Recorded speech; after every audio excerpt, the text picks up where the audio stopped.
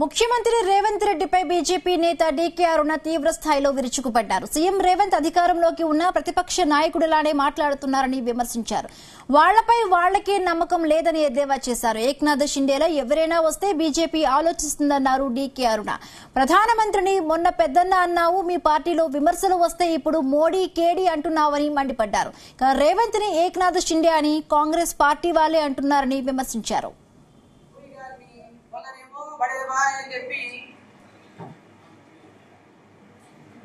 హైదరాబాద్ సభలో అధికారిక కార్యక్రమంలో పాల్గొన్నప్పుడు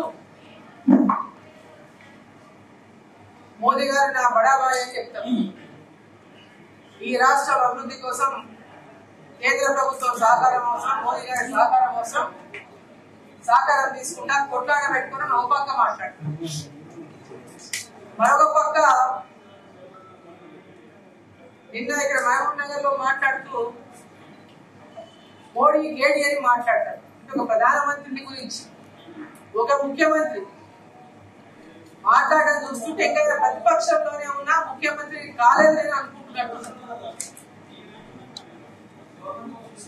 గతంలో కేసీఆర్ ఇదే అహంకారంలో విర్రవీగి కేసీఆర్ ఇప్పుడు ప్రజలు తెలంగాణ ప్రజలు ఎక్కడికి పంపిందో అందరం మనం చూస్తున్నాం. మాట మాట్లాడితే మమ్మల్ని దించుతారంట అని మాట్లాడుతున్నారు ముఖ్యమంత్రి గారు, కాంగ్రెస్ పార్టీ నాయకులు. అంటే వాళ్ళ మీద వాళ్ళకే నమ్మకం లేదు. వాళ్ళ పార్టీ అధికారంలో 5 సంవత్సరాలు కొనసాగుతామని, వాళ్ళు ప్రభుత్వంలో ఉంటామని వాళ్ళ మీద వాళ్ళకే నమ్మకం లేదు. వాళ్ళే రోజుకోసారి మమ్మల్ని దించుతారంట అంటే ఎవరికో సింపతి పొందని వీళ్ళు మాట్లాడుతుందో తెలియదు. ముఖ్యమంత్రి గారు తన సింపతి పొందడానికి తెచ్చుకుంటున్నాడా, మాటలు మాట్లాడుతున్నాడా, లేదా కాంగ్రెస్ పార్టీ వాళ్ళు సింపతి కోసం మాట్లాడుతున్నారా? వాళ్ళు దించలింకా ఎవరు దించటువంటి ఆలోచన ఎప్పుడు కలుగుతుంది? వాళ్ళ లోపల ఏక్నాథ్ షిండే వస్తే మనం చెప్పలేము.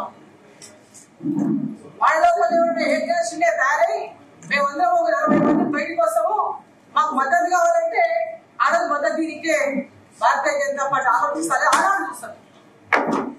కానీ వాళ్ళ మీద వాళ్ళకే నమ్మకం లేకుండా మమ్మల్ని తీస్తారంట తొక్కుతాం. తొక్కుడు ఇప్పుడు ఈ భాష బంద్ చేయండి.